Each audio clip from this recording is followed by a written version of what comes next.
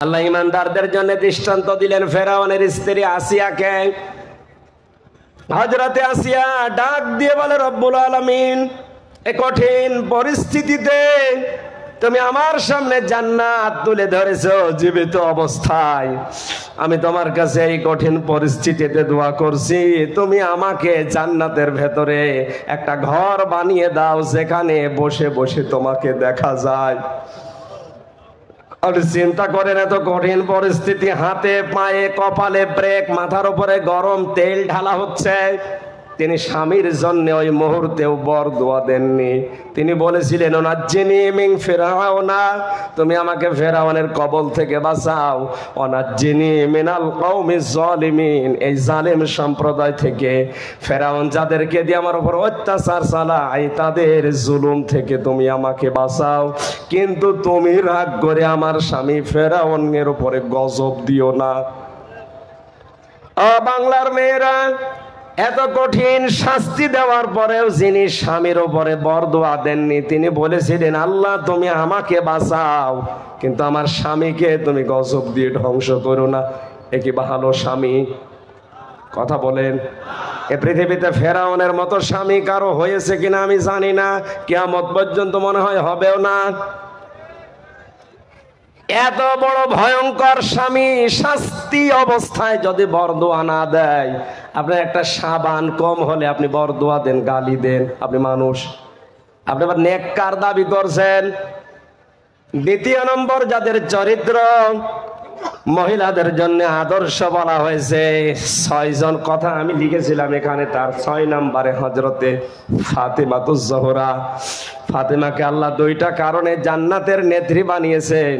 1 নম্বরে তার সারাটা জীবনে তিনি পর্দা লঙ্ঘন করেননি। 2 নম্বরে তিনি যতদিন বেঁচে ছিলেন স্বামীর মনে দুঃখ দেননি। একবার একটু দুঃখ পেয়েছিল, সঙ্গে সঙ্গে তিনি পরিবর্তন করে নিয়েছেন নিজেকে। তার পেছনে কারণ ছিল, তার বাবা হযরতে মুহাম্মদ রাসূলুল্লাহ ডাক দিয়ে বললেন, মা ফাতেমা, তুমি আর যাই করো না কেন, আমার জামাই আলী যদি তোমার উপরে বৈধ কাজে নারাজ থাকে, আমি তোমার বাবা নবী হয়ে বলছি, তোমার জানাজায় আমি যাব না। আজ বাংলার বাবারা যদি মেয়েদেরকে এভাবে একটু শাসন করে দিত, হাজার হাজার পরিবার ভাঙ্গা থেকে বেঁচে যেত। আর হচ্ছে তাবলীগ হচ্ছে কিসের? আমার বাবার প্রচার করছি, এই কথা বলে না কেন? সুতরাং এটা ফরজ কাজ। বাংলাদেশে এটা আরো ব্যাপক হওয়া দরকার। সুতরাং পেকুয়ার ময়দানে শুধু 2টা না, সারা বাংলাদেশের 68,000-এর উপরে গ্রামে কোরআনের প্রচার এখন ফরজ।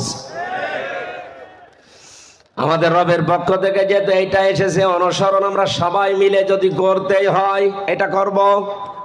কোন মানুষের আদর্শ সবাই মিলে আমরা অনুসরণ করতে পারি না। হয়তো কিছু মুষ্টিমেয় মানুষ অনুসরণ করছে না বুঝে। আমরা যদি অনুসরণ করতে চাই, দেখে দেখে চলতে চাই, কি দেখে চলা লাগবে? ওয়ালা তাত্তাবিউ, সাবধান, মিন দুনিহি আউলিয়া, তোমরা অনুসরণ করবা না দুনিয়ার কোন অলির। অলির বহু বচন আউলিয়া। কোন অলির অনুসরণ দরকার নেই। কে বলছেন বলেন তো? আল্লাহ কি অলিদের বিরুদ্ধে? হ্যাঁ, বাংলা অর্থ শুনে মনে হচ্ছে আল্লাহ অলিদের বিরুদ্ধে। তাফসিরে ফি জিলালিল কোরআন সাইয়্যিদ কুতুব লিখেছেন, আল্লাহ কেন অলিদের অনুসরণ করতে নিষেধ করলেন।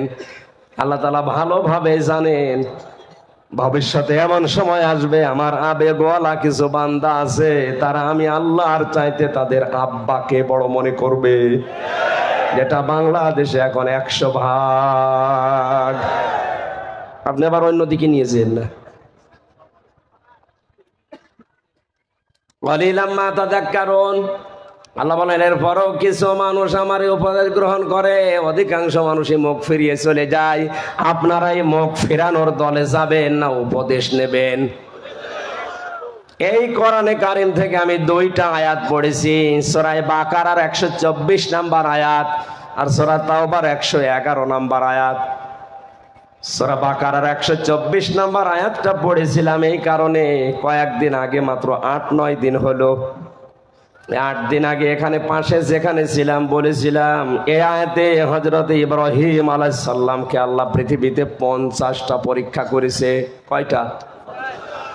এই পরীক্ষাগুলো এত কঠিন ছিল, এমন শক্ত ছিল, কোরআনে কারিমে আল্লাহ সবগুলো আমাদের শিক্ষার জন্য ধাপে ধাপে তুলে দিয়েছে। আমি পুরাটা নোটও করেছিলাম, তো পরিবেশ আমাদের অনুকূলে না থাকার কারণে আমি ওই আয়াতটা বাদ দিয়ে দিচ্ছি। না না, আপনি এখানে এসে বলেন। সভাপতি এখানে বসে আছে, আমার কানের ভেতরে কি যেন লাগাচ্ছে, আর বলছে না না। সূরা তাওবার আয়াতটা নরম আয়াত, এইটা পড়ি, অসুবিধা নেই।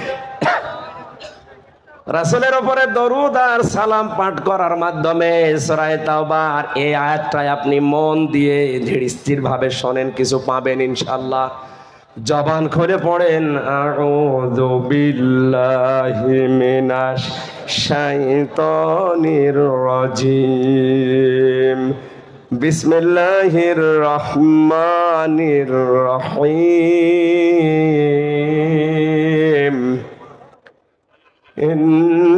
ইন্নাল্লাহা আশতারা মিনাল মুমিনিনা আনফুসাহুম ওয়া আমওয়ালাহুম বিআন্না লাহুমুল জান্নাহ। আমার ভাইরা, কোরআন যত অ্যাক্টিভ ভাবে মানুষ শুনবে, আল্লাহ তার দিকে তত বেশি নজর দিয়ে থাকবে।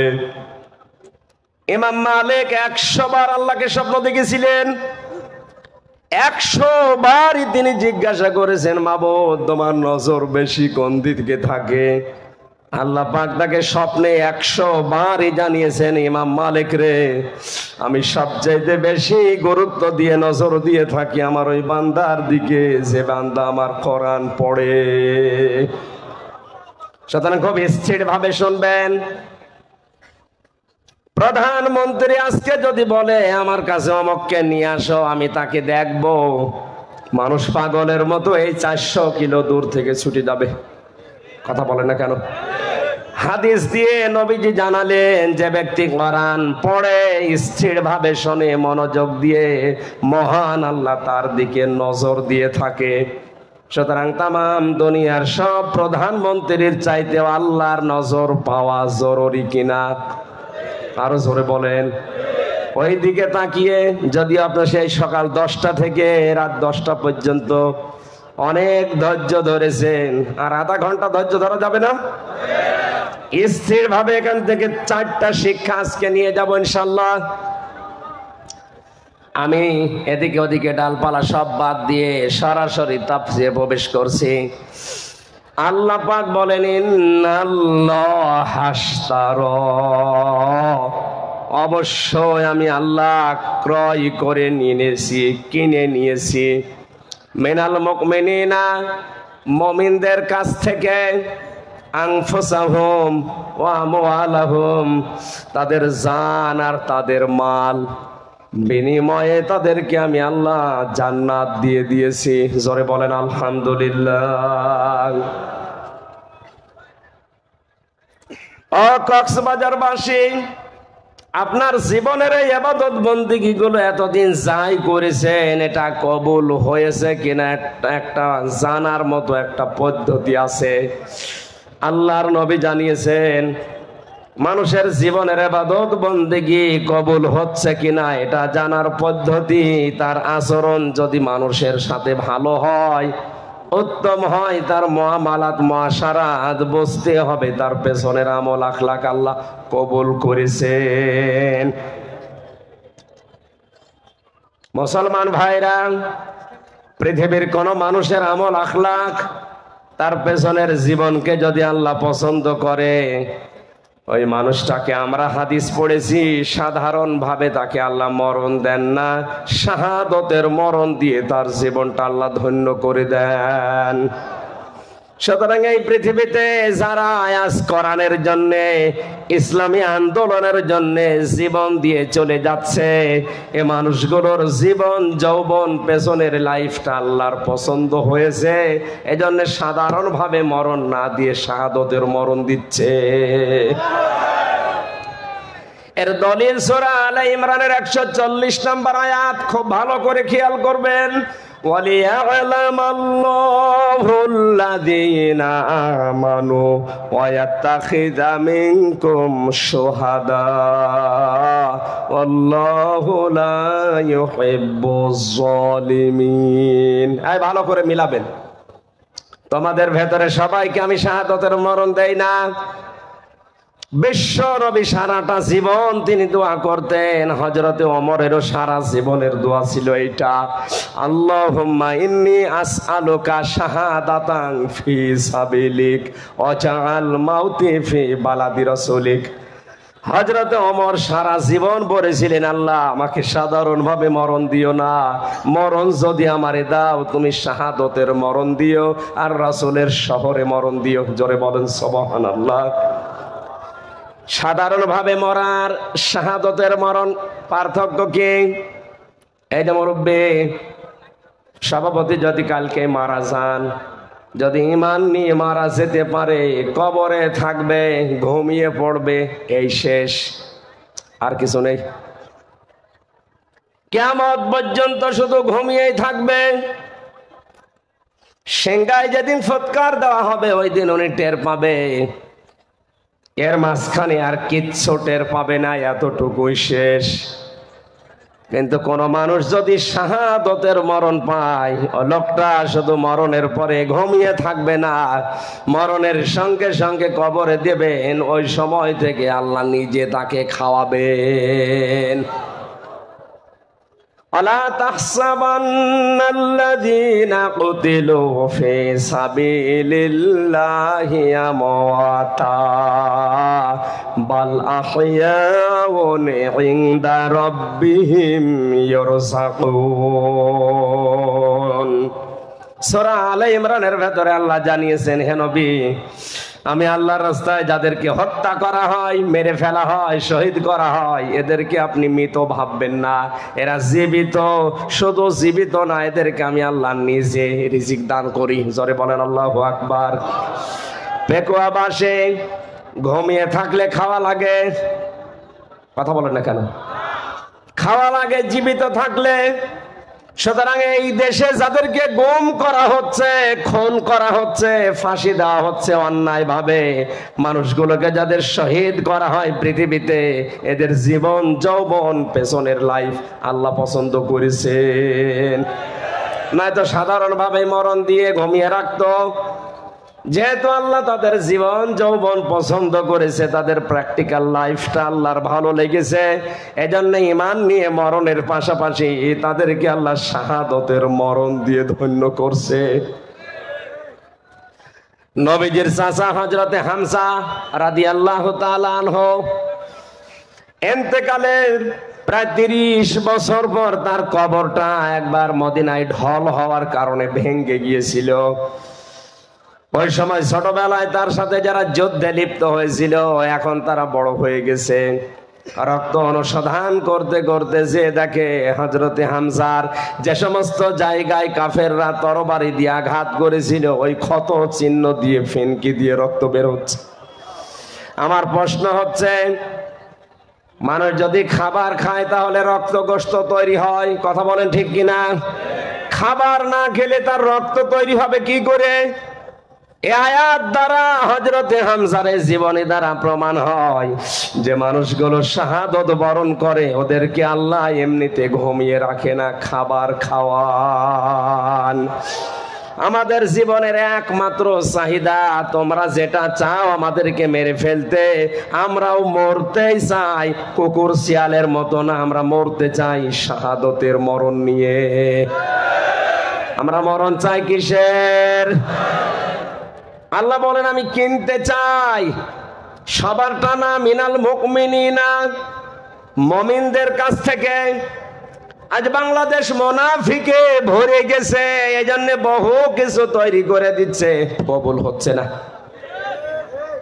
আল্লাহ তাআলা দেননি যে ইন্নাল্লাহ হাশতারা মিনাল মুনাফিকিনা, আমি মুনাফিকদের তাকে কিনতে চাই না।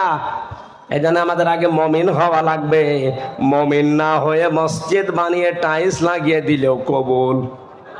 আরো জোরে বলেন। আমার কথার ওজন কত আপনি টের পাচ্ছেন? আজ মুমিন না হয়ে আপনি মুনাফিক হয়ে মসজিদে টাইলস লাগিয়েছেন, মসজিদে ফ্যান লাগিয়েছেন, কার্পেট বিছিয়ে দিয়েছেন, তিনতলা মাদ্রাসা বানিয়ে দিয়েছেন। আল্লাহর কসম, আল্লাহ কিনবে না। আল্লাহ কিনতে চাই শুধুমাত্র মুমিনেরটা। আর মুমিন ওই লোকটা যে ভালো কাজে আনন্দ পায়, অন্যায় কাজ দেখলে তার কষ্ট লাগে। আজকের এই কাজটা ভালো কাজ না অন্যায় কাজ? এই জোরে বলুন। এই ভালো কাজের আজ আনন্দ যারা এলাকায় পায়নি, এটা বন্ধ করে দিলে যাদের খুশি হতো, এরা ইমানদার না মুনাফিক? ওরা যদি পুরা পেকুয়া মাদ্রাসা বানিয়ে দেয়, কবুল হবে? বলেন বলেন। শক্ত হয়ে যাচ্ছে না? এইটা আয়াতের কথা। আমরা জানি কোন বিষয় যদি কেউ বেচা কিনা করতে চায়, চারটা জিনিস সামনে রাখা লাগে। একটা সম্পদ লাগে, কি কথা বলেন না কেন? একটা মূল্য লাগে, কি? আর একজন বিক্রেতা লাগে যে বেচবে, একজন ক্রেতা লাগে যিনি কিনবে। এবার আপনার মগজ, আপনার মাথা এদিকে দেন। এখানে সরাসরি ক্রেতাকে, আরো জোরে, জোর হইল না? উনি কি আমাদের মতো মেধা নিয়ে আছে? বলেন। উনি এত সক্ষম, আমরা বাজারে গিয়ে পচা মাছ কিনতে চাই না। আমাদের আল্লাহ, আমাদের মালিক যিনি, তার যোগ্যতা, তার সক্ষমতা কত বেশি আপনার কল্পনায় ধরবে না। তিনি যদি কোনো কিছু কিনতে চাই, পচা জিনিস, অবৈধ জিনিস, মিথ্যা জিনিস কিনবে। আজ বাংলাদেশে যাদের সব কিছু মিথ্যার উপরে গড়ে উঠছে, ওদের জীবন আল্লাহ কিনবে? আরো জোরে। ওদের মাদ্রাসা কিনবে, মসজিদ কিনবে, ওদের তাবলিগ কিনবে। আপনি যদি বলেন এখন সব আমার গায়ে পড়ছে না, আপনাকে আমি বাঁচার জন্য বলছি। আল্লাহ ইন্নাল্লাহ হাশতারা মিনাল মুনাফিকিনা দেননি, ইন্নাল্লাহ হাশতারা মিনাল কাফিরিনা দেননি, ইন্নাল্লাহ হাশতারা মিনাল মুশরিকিনা দেননি। আল্লাহ দিয়েছেন ইন্নাল্লাহ হাশতারা মিনাল মুমিনিন। আপনাকে আগে মুমিন হওয়া লাগবে। কি হওয়া লাগবে? আরো জোরে। মুমিন হওয়ার জন্য আয়াতের পরবর্তীতে 10টা গুণ আল্লাহ দিয়েছেন। এই গুণগুলো যদি আমরা অর্জন করতে পারি, মহান আল্লাহ বলেন যালিকা হুয়াল ফাউজুল আযীম, এদের জীবন হবে মহা সফল। জোরে বলেন আল্লাহু আকবার। প্রথমে ফ্যানটা দিয়ে গলাটা বসে গেছে, কষ্ট হচ্ছে। না না, কিছু লাগবে না।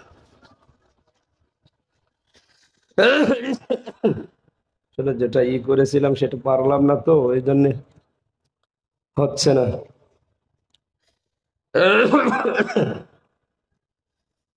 কোরআনে কারিম আমি যেই ধাঁচে বোঝাচ্ছি, আপনি কি বুঝতেছেন?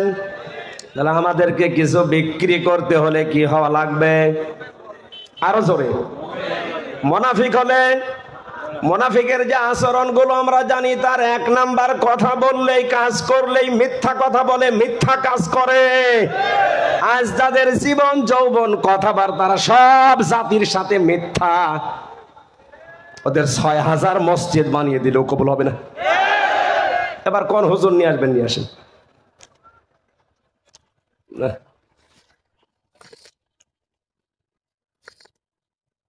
প্রথমে ফ্যানটা দিয়ে আমার গলাটা শেষ হয়ে গেছে। এখন এই যে ফ্যান এখন বন্ধ করে বসার যা বসেই গেছে, এখন আর কি করা যাবে?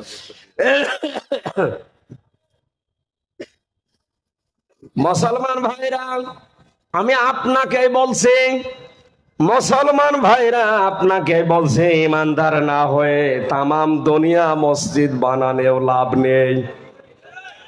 আপনি করছেন কার জন্যে? বলেন বলেন। উনি তো কিনতে চান না আপনারটা, কারণ মুনাফিক কথা বললে কি বলে? আমানত রাখলে, আরো জোরে, রাষ্ট্রের সম্পদ যারা আত্মসাৎ করে বেগম পাড়া বানিয়েছে, ওরা কিয়ামত পর্যন্ত বাংলাদেশে মসজিদ বানালেও কবুল হবে না। আমি জানো না জোর করে কবুল করাবো ওটা বাবারটা। আমানত রাখলেই খেয়ানত করে, কথা বললেই কাজ করলেই মিথ্যা কথা বলে, মিথ্যা কাজ করে, আর ওয়াদা দিলে ঠিক রাখে না, ওয়াদা গুলো ভঙ্গ করে। কত ওয়াদা আমরা কত বছরে, 50 বছর ধরে অনেকের কাছে পেয়েছি। মানুষেরা 50 বছরে ওয়াদা করেছে ক্ষমতায় যাওয়ার আগে কোরআন সুন্নাহ বিরোধী কোনো আইন দেশে পাশ হবে না, অথচ 50 বছরেই পুরা উল্টা ক্ষমতায় যেই শিক্ষা ব্যবস্থায় হাত দেয়। ক্ষমতা পেয়ে শিক্ষা ব্যবস্থা, আসমানি শিক্ষা তুলে দেওয়ার এই চরিত্র ছিল ফেরাউনের। আসতে বলেন। আজ যদি আসমানি শিক্ষা তুলে দিয়ে মানুষের তৈরি করা কোন শিক্ষা সিলেবাসে ঢোকানো হয়, বুঝবেন এটা ফেরাউনের কর্মসূচি। কিন্তু আমাদেরকে সাবধান হওয়া লাগবে এই জায়গায়। এই কারণে ক্লাস 7 পর্যন্ত, এর আগে ঠিক আছে, 7-এ যেটা দেওয়া হয়েছে আমি নাম নাই নিলাম, অন্তত 1 থেকে 7 পর্যন্ত যাবার আগে আমাদের ছেলে মেয়েদেরকে এমন ভাবে তৈরি করা লাগবে, ওখানে যেয়ে পড়ুক সিলেবাস, কিন্তু বিশ্বাস যেন না করে। এদের মগজটা এইভাবে তৈরি করা দরকার আছে না নেই? এখন যদি বলেন না আরো কিছু দেরি আছে, অলস হয়ে থাকেন। একটা গল্প পড়েছিলাম 2 অলসের। এক গাছতলায় কুল বড়ই পড়ে একেবারে ভিড় পড়ে আছে। পুলিশ যাচ্ছিল পাশ দিয়ে, এক অলস ডাক দিয়ে বলে, ভাই পুলিশ এদিকে আসেন। কেন? এ কুল বড়ই পড়ে আছে, আমি আজ সারাদিন প্রায় বসে আছি কিন্তু খেতে পারছি না, আপনি আমারে তুলে দেন। পাশের এক অলস যাকে পুলিশ বলছে তুমি একটু তুলে দিতে পারো না? ওই অলস ডাক দিয়ে বলে, পুলিশ ভাই কি বলবো, কিছুক্ষণ আগে একটা কুকুর এসে আমার মুখ চাটছিল, ও দেখেছে তাও নাড়া দেয়নি, আর আমিও হাত দিয়ে নিষেধ করিনি। আমি হাসির খোরাকি দেওয়ার জন্য বলি নাই, বাস্তবতা এখন সামনে আমাদের এইটাই। এখনো যদি হাত না ছাড়া দেন, এখনো যদি আপনি একটু না করেন, কুকুর এসে মুখ চাটবে। কথা বলেন না কেন? নাম ধরা লাগবে। এই জন্য আমাদের ছেলে মেয়েদেরকে এখন তৈরি করা লাগবে, এই যে কেজি 1 থেকে, পেলে থেকে, নার্সারি থেকে এমন ভাবে তারা শিক্ষা দিয়ে 7 পর্যন্ত নিয়ে যেয়ে পৌঁছিয়ে দেন, ও পাস করার জন্য সিলেবাস পড়ুক, কিন্তু এটা তোর বিশ্বাস না করে। আমি আশা করি কথা ডিপলি না গেলেও বোঝাতে পেরেছি। আল্লাহ তুমি এদের তৌফিক দাও বোঝার, জোরে বলেন আমিন। আল্লাহ কিনতে চান প্রথমে মুমিনদেরটা, কি কিনবেন? আনফুসাহুম, তাদের জান। কি কিনবেন?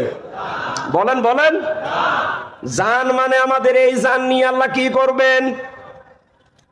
মানুষের জান, তার জীবনকে পবিত্র করার জন্য আমি 2টা ঔষধ পেয়েছি। 1 নম্বরে মানুষের জীবন পবিত্র করার জন্য শিরিক মুক্ত জীবন তৈরি করা লাগবে। খুব ভেবে চিন্তে আমাদের জীবনে যেন শিরিক না আসে। শিরিক আবার 4 প্রকার: শিরিক বিল জাত, শিরিক বিল সিফাত, শিরিক বিল ইখতিয়ার, শিরিক বিল হুকুক। এই 4 প্রকার আবার ভাগ করলে হয় 72 প্রকার। এই সূক্ষ্ম বিষয়গুলো আপনি কোরআন হাদিস পড়ে মিলিয়ে বাস্তবে সেট করবেন, যে কোনো পরিস্থিতিতে শিরিক যেন জীবনে না আসে। ইন্নাল্লাহা লা ইয়াগফিরু আন ইউশরাকা বিহি ওয়া ইয়াগফিরু মা দুনা যালিকা লিমান ইয়াশা। আল্লাহ পাক বলেন, বান্দার সব অপরাধ মাফ করে দেব, কিন্তু শিরিকের গুনাহ মাফ করব না। এজন্য আমাদের জীবনকে পরিচ্ছন্ন পবিত্র করতে হলে কি মুক্ত হওয়া লাগবে? 2 নম্বরে আমরা যেন বেদাত না করি। এই দুইটা বিষয় যদি আমাদের ভেতর থেকে দূর হয়ে যায়, শিরক আর বেদাত, আল্লাহর কসম আমাদের জীবন হবে পবিত্র পরিচ্ছন্ন। ওই জীবন আল্লাহ কিনতে চান, সাধারণভাবে কিনবে না, শাহাদতের মরণ দিয়ে ধন্য করে কিয়ামত পর্যন্ত রিজিক দিতেই থাকবে।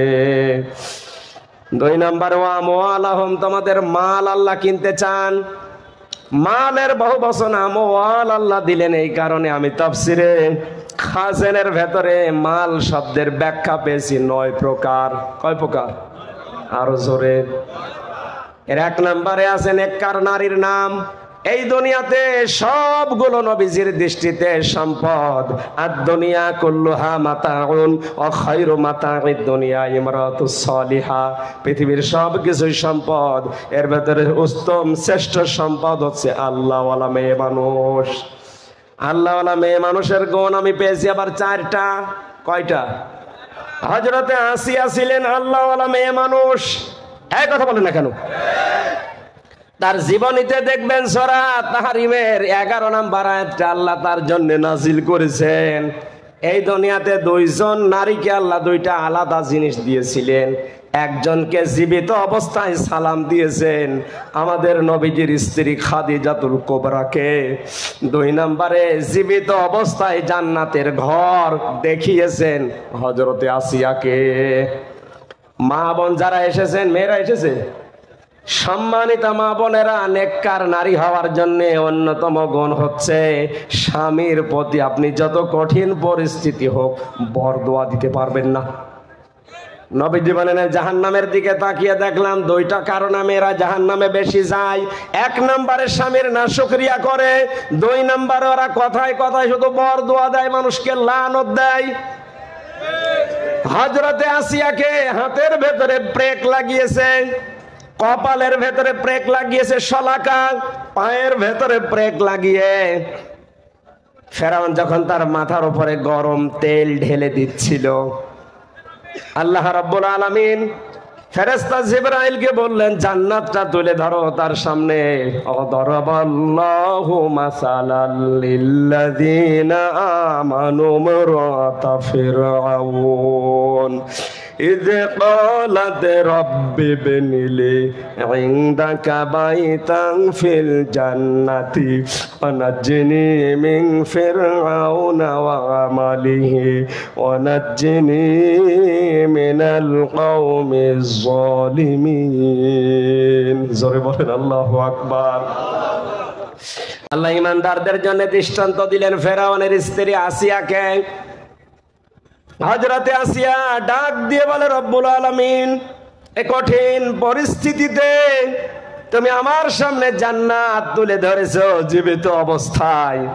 আমি তোমার কাছে এই কঠিন পরিস্থিতিতে দোয়া করছি, তুমি আমাকে জান্নাতের ভেতরে একটা ঘর বানিয়ে দাও যেখানে বসে বসে তোমাকে দেখা যায়। আর চিন্তা করেন এত কঠিন পরিস্থিতি, হাতে পায়ে কপালে ব্রেক, মাথার উপরে গরম তেল ঢালা হচ্ছে। তিনি স্বামীর জন্য ওই মুহূর্তেও বরদোয়া দেননি।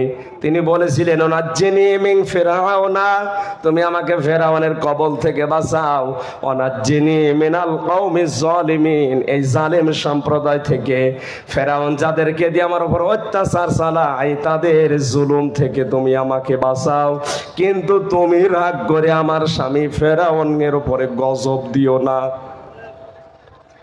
বাংলার মেয়েরা, এত কঠিন শাস্তি দেওয়ার পরেও যিনি স্বামীর উপরে বরদোয়া দেননি, তিনি বলেছিলেন আল্লাহ তুমি আমাকে বাঁচাও, কিন্তু আমার স্বামীকে তুমি গজব দিয়ে ধ্বংস করো না। এ কি ভালো স্বামী? কথা বলেন।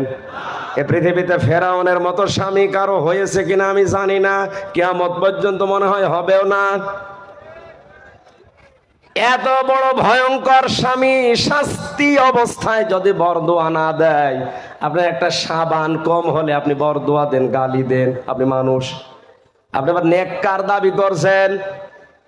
2 নম্বর, যাদের চরিত্র মহিলাদের জন্য আদর্শ বলা হয়েছে 6 জন কথা আমি লিখেছিলাম এখানে। তার 6 নম্বরে হযরতে ফাতেমাতুজ জোহরা। ফাতেমাকে আল্লাহ 2টা কারণে জান্নাতের নেত্রী বানিয়েছেন। 1 নম্বরে তার সারাটা জীবনে তিনি পর্দা লঙ্ঘন করেননি। 2 নম্বরে তিনি যতদিন বেঁচে ছিলেন স্বামীর মনে দুঃখ দেননি। একবার একটু দুঃখ পেয়েছিল, সঙ্গে সঙ্গে তিনি পরিবর্তন করে নিয়েছেন নিজেকে। তার পেছনে কারণ ছিল তার বাবা হযরতে মুহাম্মদ রাসূলুল্লাহ ডাক দিয়ে বললেন, মা ফাতেমা, তুমি আর যাই করো না কেন, আমার জামাই আলী যদি তোমার উপরে বৈধ কাজে নারাজ থাকে, আমি তোমার বাবা নবী হয়ে বলছি তোমার জানাজায় আমি যাব না। আজ বাংলার বাবারা যদি মেয়েদেরকে এভাবে একটু শাসন করে দিত, হাজার হাজার পরিবার ভাঙ্গা থেকে বেঁচে যেত। বাবারা আরো সাহস দেয়, কিছু হলে তুই চলে আসবি, তোর অন্য জায়গায় বিয়ে দেব। এক মেয়ে বিয়ে দিবা কয় জায়গায়? মালের যে 9টা ব্যাখ্যা আমার গলায় বাস্তব দিকে তাকিয়ে আমি যেতে পারছি না। প্রথমে ফ্যানটা দিয়ে আমার অবস্থা খারাপ করে দিচ্ছে, এমনি শরীর চলছে না। আচ্ছা, এটা বন্ধ করতে বলবো, আমারও মনে ছিল না। আমি মালগুলোর পুরা ব্যাখ্যা, মাল মানে কি উল্টা পাল্টা দিকে নিয়ে যাবেন না। হ্যাঁ, মাল মানে সম্পদ, এটা আবার 9 প্রকার। প্রথমে 1 প্রকার মালের নাম নবীজি জানিয়েছেন, দুনিয়ার সবই মাল, সবই সম্পদ। উত্তম সম্পদ নেককার মহিলা। নেককার মহিলা কোনোদিন স্বামীকে বরদোয়া দেয় না। স্বামী যে কাজে খুশি থাকে, জায়েজ হলে ওই কাজে ওই মহিলা খুশি থাকে। স্বামীর সম্পদ এবং সন্তানকে ইসলামের পথে চালানোর জন্য চেষ্টা করে, আর স্বামীকে খুশি রাখার জন্য নিজের সর্বোচ্চ বিলিয়ে দেয়। আল্লাহ যেন মেয়েদেরকে ফাতেমার মতো হওয়ার তৌফিক দেন, আমিন। মা বোন যারা নামাজ পড়েন, শাড়ি পরে আপনার নামাজ অধিকাংশই হয় না। এখন একটা নতুন পোশাক বের হচ্ছে, কি যেন খিমার নাকি নাম। এইটা আপনার এই চুল থেকে শুরু করে পুরা বডি ঢেকে যায়। নিয়ামতুল্লাহ নিজামী যেহেতু ব্যবসা করে বিভিন্ন পোশাকের, এইটা একটু ভালো করে করেন, এটা তুলবেন। হাজার হাজার মেয়েদের নামাজও শুদ্ধ হয়ে যাবে আপনার কারণে। আল্লাহ যেন তৌফিক দেন, বলেন আমিন। 1000, 5000, 10,000 দিয়ে যদি আপনি শাড়ি না কিনে, এই 200-250 টাকা লাগে, এটা খুব বেশি হলেও সর্বোচ্চ 500 টাকা লাগবে, এইটা কিনে দেন, ওদের নামাজটা অন্তত শুদ্ধ হবে। আমি আগামী থেকে কোনো জায়গায় আসলে বাস্তবতায় এই আয়াতটা শেষ করব। এই বিআন্না লাহুমুল জান্নাহ দেওয়ার পরে ইকাতিলুনা ফি সাবিলিল্লাহ ফায়াকতুলুনা ওয়া ইউকতালুন, তাদের মারা লাগবে, মরা লাগবে। কি করে? ওই মারা এই মরা নয়। তাফসিরে যেটা আছে বিস্তারিত বলতে পারলে হতো, আমার গলায় আর পারছে না। আমি শেষ করে দিচ্ছি, ক্ষমা চাই আজকের মতো, আমিন। বারাকাল্লাহু লানা ওয়া লাকুম ফিল কোরআনিল আযীম। মুসাফির 2 নম্বরে আমি অসুস্থ, এরপরে মাজলুম। 3টা জিনিস নিয়ে এখন আমি হাত তুলছি আপনাদের সামনে মোনাজাতের জন্য। এই বসেন, আল্লাহুম্মা আমিন। মোনাজাতে এখন সর্বশেষ। এই মাহফিলের সমাপ্তি রাত 10টা বাজে। এখন 10টা পর্যন্ত আমরা সময় নিয়েছিলাম, আমাদের কথা আমরা রেখেছি। আল্লাহর কাছে জীবনের সব কিছু এখন আমরা জানাবো। সেদিন উখিয়াতে যে মোনাজাত করেছিলাম, সারা দুনিয়া থেকে অনেকেই আবেগ আপ্লুত হয়ে কল দিয়েছে যে মোনাজাত এরকম হওয়া দরকার। আজকে আমরা আল্লাহর কাছে ওইভাবে মোনাজাত করবো ইনশাআল্লাহ। মাথা নিচু করেন, মোনাজাতটা বসে করে বাড়ি যান, চক্ষু বন্ধ করেন। রব্বানা যালামনা আনফুসানা ওয়া ইল্লাম তাগফির লানা ওয়া তারহামনা লানাকুনান্না মিনাল খাসিরিন। রব্বানা লা তুযিগ কুলুবানা বা'দা ইয হাদাইতানা وهب لنا من لدنك رحمة إنك أنت الوهاب رب العالمين। তোমার আরশ থেকে কক্সবাজারের পেকুয়া দিগন্ত ফাউন্ডেশন, পেকুয়া সমাজ উন্নয়ন পরিষদের এই ময়দানের দিকে তাকাও। লক্ষ লক্ষ বান্দা বান্দি গনার কথাগুলো স্মরণ করে মাথা নিচু করে চক্ষু বন্ধ করে এতিমের মতো ভিক্ষুকের মতো হাত দুটি তুলে ধরেছে। তোমার বিশাল সাগরের তুলনায়, তোমার বিশাল আসমান জমিনের তুলনায় আমাদের এই হাত দুইটা বড় ছোট্ট। এই ছোট ছোট দুটি হাত কোরআনে কারিমের এই সমাপনী অনুষ্ঠানে আমরা তুলে ধরেছি। কোরআনের ইজ্জতে হলে আল্লাহ তুমি আজকের এই মনোজাত কবুল করে নাও। ভয় হয় মাঝে মাঝে নামের আগে আলেম লেখা থাকে, মাওলানা মুফতি লেখা থাকে, না জানি কিয়ামতে তুমি আমাদের সাথে কি করো। আলেম মাওলানা মুফতি লেখা থাকে, থাকলে তো হচ্ছে এটা হক আদায় করা দরকার। সেই পরিবেশ পরিস্থিতি তুমি আমাদের অনুকূলে এনে দাও। সঠিক কথাগুলো সহজ সরল ভাষায় বলার চেষ্টা করি। তোমার বান্দাদেরকে ঠিক অল্প সময়ে এটা বোঝার মতো সুযোগ করে দাও। মাহফিলের আয়োজন করতে গিয়ে তোমার যে বান্দারা শ্রম দিল, তোমার এই ছোট্ট বান্দা নিয়ামতুল্লাহ, তার সাথে যত মানুষ একত্রিত হয়ে বিশাল বাগান সাজিয়েছে, তাদের জীবনকে তুমি জান্নাতের মতো পরিচ্ছন্ন করে দাও। তার বাবা মরহুম শহীদুল্লাহ রহমতুল্লাহ আলাইহে, রব্বুল আলামিন তাকে তুমি ডাক দিয়ে তোমার কাছে নিয়ে গেছো। তোমার হাবিব জানিয়েছে, কোন সন্তান যদি বাবার জন্য হাত তোলে, ওই হাত তুমি ফেরত দাও না। তার নিজের সন্তান তো আছেই, তার লক্ষ লক্ষ রুহানি সন্তানেরা এখন হাত তুলেছে। আল্লাহ, আমি যাই হই না কেন, মানুষ আমাকে অনেকে আলেম মনে করে। রব্বুল আলামিন তোমার হাবিব জানিয়েছেন, উলামা ওয়ারাসাতুল আম্বিয়া, আলেমরা নবীর নায়েব রাসূল ওয়ারিস। এই হিসাবে হলেও ছোট দুটি হাতের দিকে, চোখের দিকে, কাকতি বিনোদের দিকে তাকিয়ে তোমার বান্দা মরহুম শহীদুল্লাহকে মাফ করে দাও। তার জীবনের ভালো ভালো কাজগুলো মঞ্জুর করো, তার জীবনের অন্যায় কাজগুলো তুমি নিজ গুণে গোপন করে দাও। তার বাড়িতে যে সন্তানাদিগুলো আছে, আল্লাহ তুমি তাদেরকে কুদরতের কোলে তুলে নাও। তার স্ত্রীকে ধৈর্য ধারণ করার সুযোগ দাও। রব্বুল আলামিন মাহফিলের সভাপতি সহ যত আলোচক এসেছে, তাদের কথাগুলো মেনে চলার তৌফিক দাও। সম্মানিতা মা বোনেরা, হযরতে আসিয়ার মতো স্বামীর, হযরতে ফাতিমার মতো স্বামী ভক্ত করে দাও। স্বামীকে সম্মান করার তৌফিক দাও। হযরতে ওসমান রকিয়ার মতো তুমি আমাদের পরিবারটাকে আনন্দে ভরে দাও। আগামীতে এই মাহফিলটা কোরআনের জন্য আরো বিশাল আকারে কবুল করো আল্লাহ। পেকুয়া কক্সবাজার সহ প্রশাসনের দায়িত্বে যারা আছে, তাদের উপরে রহমত নাজিল করো। কোরআন প্রচারে প্রসারে তাদের আল্লাহ, তাদেরও ভূমিকা যেন ইতিবাচক থাকে, সেই তৌফিক তাদের দান করে দাও। আমার শরীরটা তুমি সুস্থ রাখো আল্লাহ। রব্বুল আলামিন তুমি দেখতে পাচ্ছ আমি অসুস্থ, আমার গলা ব্যথা করছে। কোরআনে কারিমের হক কথাগুলো সহজ সরল ভাষায় বলার জন্য যে যোগ্যতা দরকার, স্বাস্থ্য দরকার, কণ্ঠ দরকার, আমার ভিক্ষা দাও। আল্লাহুম্মা লা তারুদ্দানা খায়বিন, আল্লাহুম্মা লা তারুদ্দানা খায়বিন, আল্লাহুম্মা লা তারুদ্দানা খায়বিন। আল্লাহ, একেবারে খালি হাতে ফেরত দিও না, একেবারে খালি হাতে। সকাল 10টা থেকে রাত 10টা পার হয়ে গেল, এত রাত পর্যন্ত যারা ফিরে আছে, বসে আছে, এদেরকে একেবারে তুমি ফেরত দিয়ে দেবে।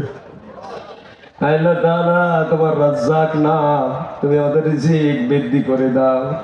তোমার সাত্তার নামের ওসিলায় আমাদের অপরাধগুলো সব গোপন করে দাও। তুমি আর চাই করো, কিয়ামতে আমাদের অপমান করো না, আমাদেরকে অপমান করো না। অপরাধগুলো দুনিয়ায় লেখা থাকলে মানুষ হয়তো পুকুরের মতো ঘৃণা করতো, যেভাবে গোপন করে রেখেছো কেউ জানে না।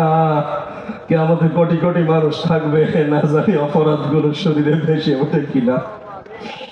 রব্বুল আলামিন অপরাধগুলো মেহেরবানি করে তুমি গোপন করে দিও। বিচার যদি তুমি করো আল্লাহ, মাফ করে দিও। এই আশা নিয়ে ভরসা নিয়ে মা আমাদের এই হাত দুইটা আজকে আমরা নামাচ্ছি যে আমাদের কথাগুলো তুমি শুনতে পেয়েছো, দয়া করে তুমি মাফ করে দিয়েছো।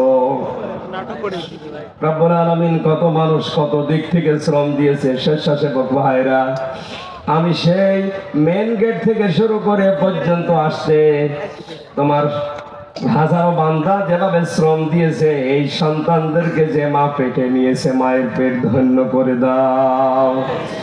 যে যেইভাবে এগিয়েছে, যেই কয় টাকা খরচ করেছে আল্লাহ, তাই ওইভাবে তাকে তুমি বরকত দান করো। বারাকাল্লাহু লানা ওয়া লাকুম ফিল কোরআনিল আযীম। কখন মরণ চলে আসে আমরা জানি না। সেজদা অবস্থায়, রোজা রাখা অবস্থায় শুধু তোমার ওই কালেমাটা পড়তে পড়তে যেন মরতে পারি, লা ইলাহা ইল্লাল্লাহু মুহাম্মাদুর রাসূলুল্লাহ।